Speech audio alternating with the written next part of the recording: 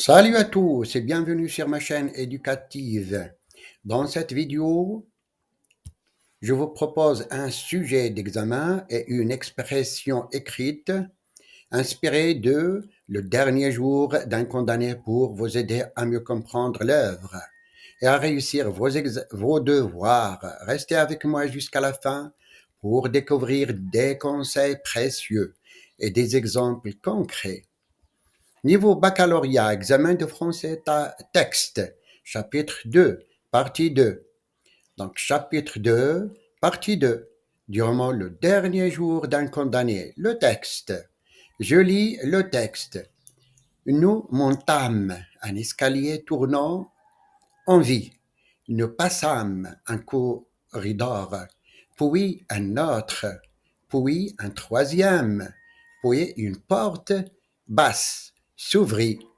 Un air chaud, mêlé des bruits, vint me frapper au visage. C'était le souffle de la foule dans la salle des assises. J'entrai. Il y eut, à mon apparition, une rumeur d'armes et de voix. Les banquettes se déplacèrent bruyamment.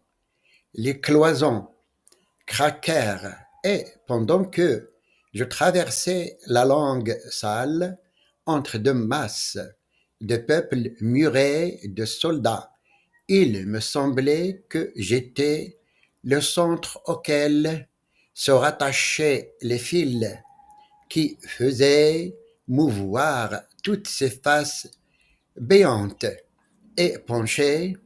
En cet instant, je m'aperçus que c'était sans faire, mais je ne pus me rappeler où ni quand on me les avait ôtés. Alors, il se fit un grand silence. J'étais parvenu à ma place au moment où le tumulte cessa dans la foule. Il cessa aussi dans mes idées. Je compris tout à coup clairement ce que je n'avais fait qu'entrevoir confusément jusqu'alors que le moment décisif était venu et que j'étais là pour entendre ma sentence. L'explique qui pourra, de la manière dont cette idée me vint-elle, ne me causa pas de terreur.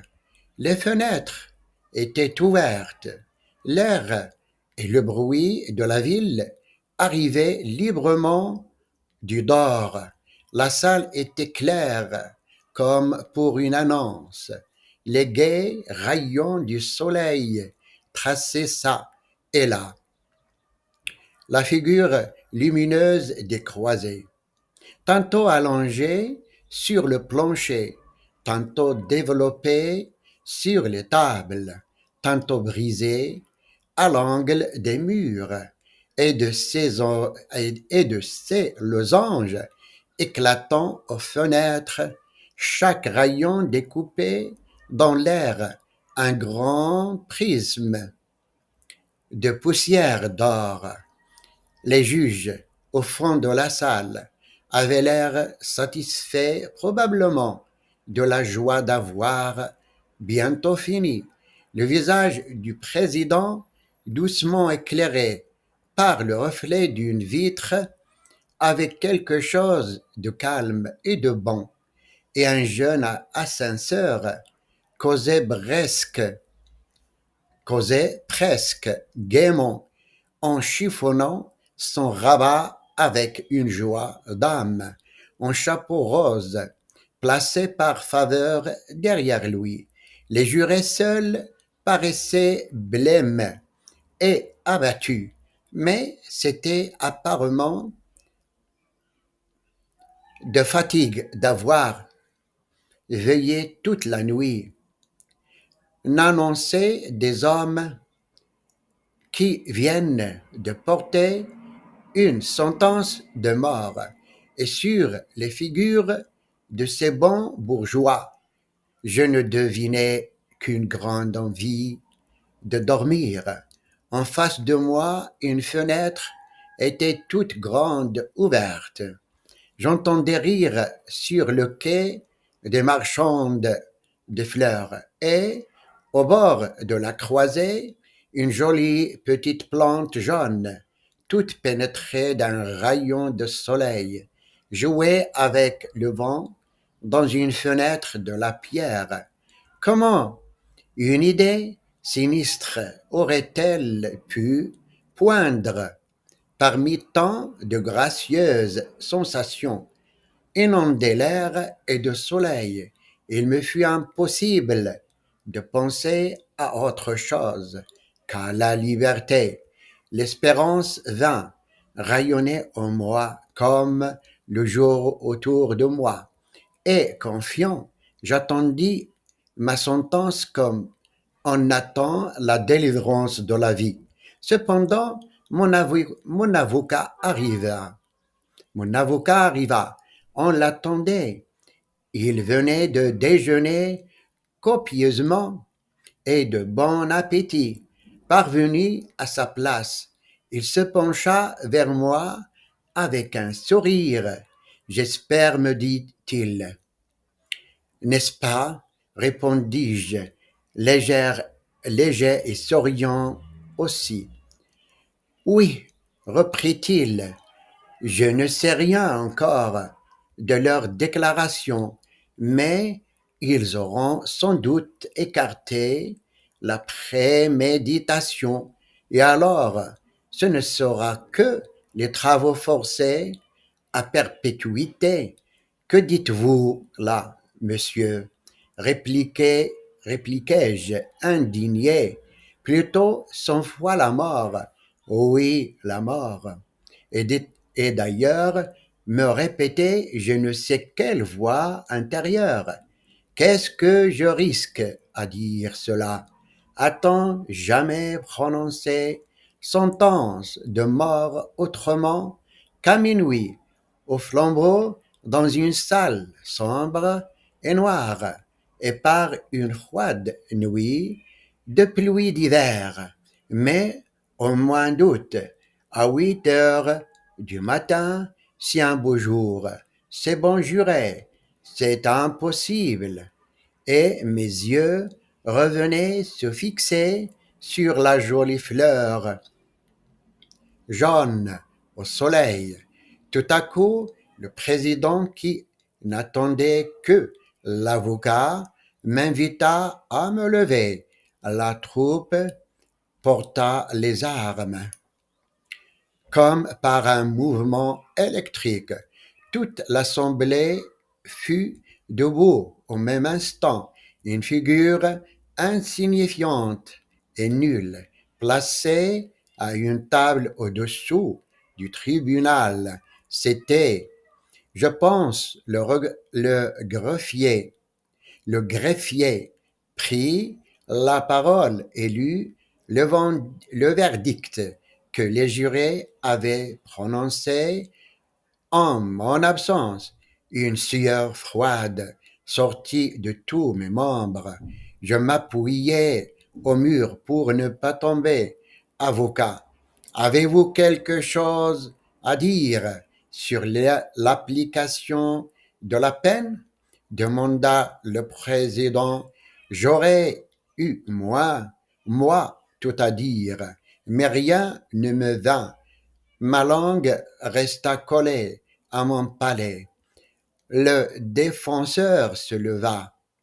Je compris qu'il cherchait à atténuer la déclaration du jury et à mettre dessous, au lieu de la peine qu'il provoquait, l'autre peine, celle que j'avais été si blessé de lui voir espérer. Il fallut que l'indignation fût bien forte pour se faire jour à travers les mille émotions qui se disputaient ma pensée. Je voulus répéter à haute voix ce que je lui avais déjà dit, Plutôt 100 fois la mort, mais haleine me manqua et je ne pus que l'arrêter rudement par le bras en criant avec une force convulsive. Convulsive. Non, le procureur général combattit l'avocat et je l'écoutais avec une satisfaction stupide. Puis les juges, puis les juges sortirent, puis ils rentrèrent et le président me lut mon arrêt. Condamné à mort, dit la foule, et tandis qu'on m'emmenait, tout ce peuple se rua sur mes pas avec le fracas d'un édifice qui se démolit. Moi, je marchais ivre et stupéfait. Une révolution venait de se faire en moi jusqu'à l'arrêt de mort. Je m'étais senti respirer, palpiter, vivre dans le même milieu que les autres hommes. Maintenant, je distinguais clairement comme une clôture entre le monde et moi. Rien ne m'apparaissait plus sous le même aspect qu'auparavant. Ces larges fenêtres lumineuses, ce beau soleil, ce ciel pur, cette jolie fleur, tout cela était blanc et pâle, de la couleur d'un clin d'œil. Ces hommes, ces femmes, ces enfants qui se pressaient sur mon visage, mon passage, je leur trouvais des airs de fantômes. Au bas de l'escalier, une noire et sale voiture grillée m'attendait. Au moment d'y montrer, je regardais au hasard dans la place un condamné à mort, criaient les passants en courant vers la voiture, à travers le nuage qui me semblait s'être interposé entre les choses et moi. Je distinguais deux jeunes filles qui me suivaient avec des yeux avides. Bon, dit la plus jeune en battant les mains, ce sera dans 6 semaines. Passons maintenant à la question de compréhension. Première question, vrai ou faux? Les personnages montent un escalier droit. B. La scène se déroule de jour. La question 1, vrai ou faux? A. Les personnages montent un escalier droit. B. La scène se déroule le jour.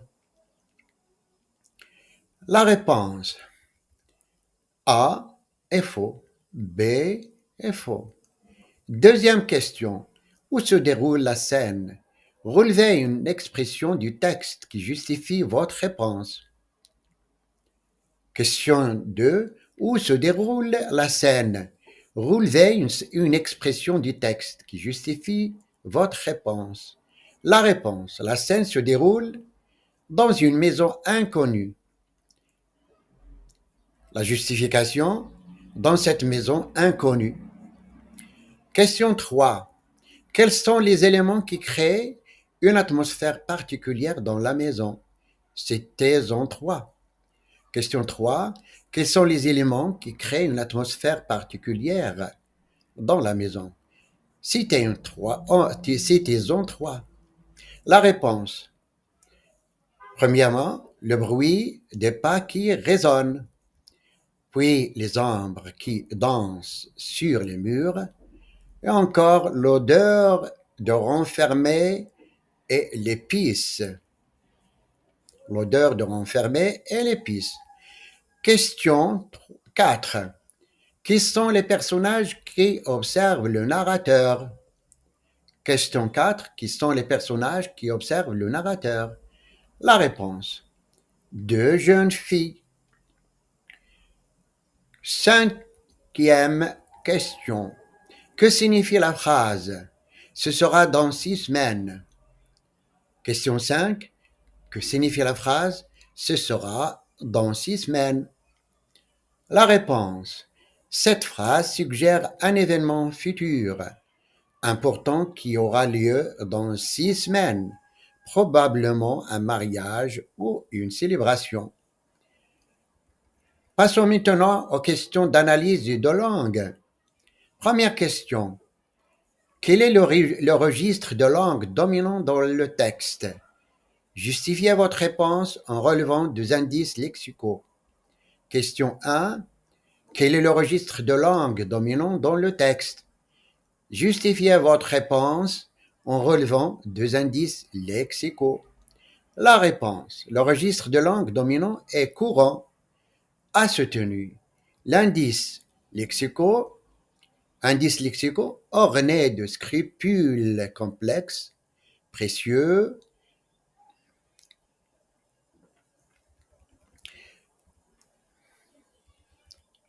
4. Deuxième question. Identifiez une figure de style dans la phrase. Des ombres dansant sur les murs. Quel est son effet? Quatrième question. Identifiez une figure de style dans la phrase. Des ombres dansaient sur les murs. Quel est son effet? La réponse. La figure de style est une personnification. Des ombres sont animées et dansent. L'effet est de rendre la scène plus vivante et mystérieuse. Troisième question. Analysez la structure de la phrase. Nous montâmes un escalier tournant en V. Nous passâmes un corridor, puis un autre. Quel est l'effet produit par cette structure? Question 3. Analysez la structure de la phrase. Nous montâmes un escalier tournant en V. Nous passâmes un corridor, puis un autre. Quel est l'effet produit par cette structure? La réponse. Il s'agit d'une juxtaposition de propositions. L'effet est de créer un rythme rapide et d'insister sur la progression des personnages dans la maison. Question 4. Remplacez le mot massive par un synonyme de niveau de langue soutenu. Question 4. Remplacez massive par un synonyme de niveau de langue soutenu. La réponse. Imposante. Massive, c'est imposante. Question 5. Conjuguez le verbe distinguer au passé simple à la troisième personne du singulier. Question 5. Conjuguez le verbe distinguer au passé simple à la troisième personne du singulier. La réponse. Il ou bien elle distingua. La question 6. Mettez la phrase suivante à la forme passive. Notre guide portait une lampe à huile. Question 6. Mettez la phrase suivante à la forme passive. Notre guide portait une lampe à huile. La réponse. Une lampe à huile était portée par notre guide. Question 7. Quel est le champ lexical dominant dans le texte? Donnez 3 exemples de mots appartenant à ce champ lexical. Question 7. Quel est le champ lexical dominant dans le texte? Donnez 3 exemples de mots appartenant à ce champ lexical. La réponse. Le champ lexical dominant est celui de l'habitation, du lieu, exemple, escalier, corridor, maison. Question 8. Je distinguais de jeunes filles qui me suivaient avec des yeux avides. Quelle est la nature de la proposition subordonnée relative dans cette phrase? Question 8. Distinguer. Question 8. Je répète. Je distinguais de jeunes filles qui me suivaient avec des yeux avides. Quelle est la nature de la proposition subordonnée relative dans cette phrase? La réponse. Proposition subordonnée relative explicative. Passons. La production écrite. Sujet. Je répète le sujet. Pensez-vous que la description d'un lieu peut influencer l'atmosphère d'un récit? Développez votre point de vue en vous appuyant sur des exemples précis tirés du texte et de vos lectures personnelles. Je répète le sujet. Pensez-vous que la description d'un lieu peut influencer l'atmosphère d'un récit? Développez votre point de vue en vous appuyant sur des exemples précis tirés du texte de vos lectures personnelles. Les critères de correction, conformité à la consigne, cohérence de l'argumentation, organisation du texte, correction de la langue, correction de la production écrite possible. La description d'un lieu joue-t-elle un rôle déterminant dans la création de l'atmosphère d'un récit? Cette question, au cœur de l'analyse littéraire, invite à explorer comment les autres utilisent les détails spatiaux pour influencer les émotions et les perceptions du lecteur. Il s'agira d'examiner si la simple description d'un lieu peut transformer un récit en une expérience immersive où l'atmosphère devient un personnage à part entière. Pour appréhender cette influence, il est essentiel de considérer plusieurs aspects. D'abord, la description d'un lieu permet de contextualiser l'action et de donner des informations essentielles sur l'environnement dans lequel évoluent les personnages. Ensuite, elle contribue à créer une ambiance spécifique en jouant sur les perceptions sensorielles du lecteur. Enfin, elle peut symboliser les états d'âme des personnages et renforcer les thèmes abordés dans le récit. Dans le texte fourni, la maison inconnue est décrite avec des détails sensoriels frappants. Le bruit de nos pas résonnait étrangement, des ombres dansaient sur les murs, l'air était lourd, chargé d'une odeur de renfermé et d'épices. Précédente conversation. Ces éléments créent une atmosphère mystérieuse et inquiétante, préparant le lecteur à un événement potentiellement troublant. L'atmosphère particulière crée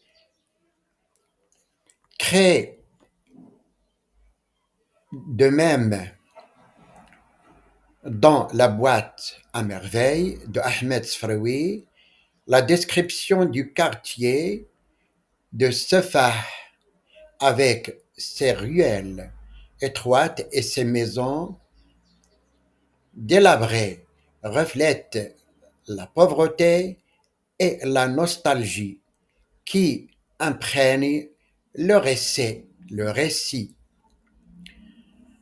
L'auteur utilise les lieux pour ancrer son récit dans une réalité sociale et émotionnelle forte.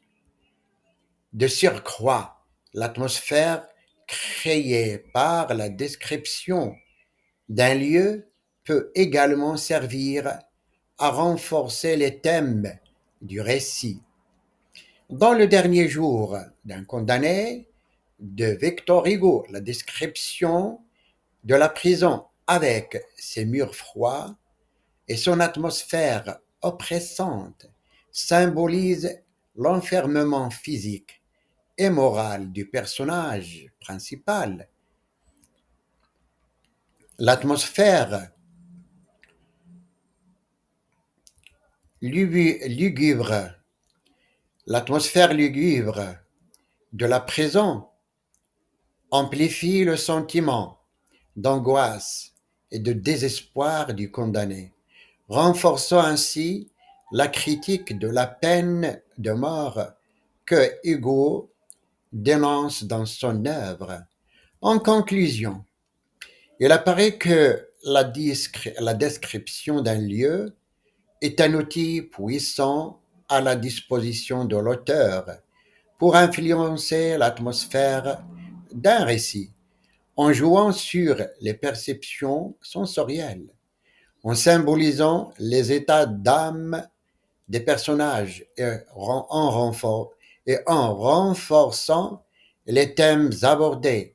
Elle permet de créer une expérience de lecture immersive, émotionnellement riche. Ainsi, la description d'un lieu ne se limite pas à une simple fonction descriptive, mais devient un élément essentiel de la construction narrative. C'est fini. J'espère que vous avez désormais une meilleure compréhension de cette œuvre et des outils pour réussir vos devoirs et examens. Si cette vidéo vous a aidé, n'hésitez pas à laisser un like, à vous abonner et à activer la cloche pour ne pas manquer les prochaines vidéos sur la littérature et l'analyse de texte. À très bientôt.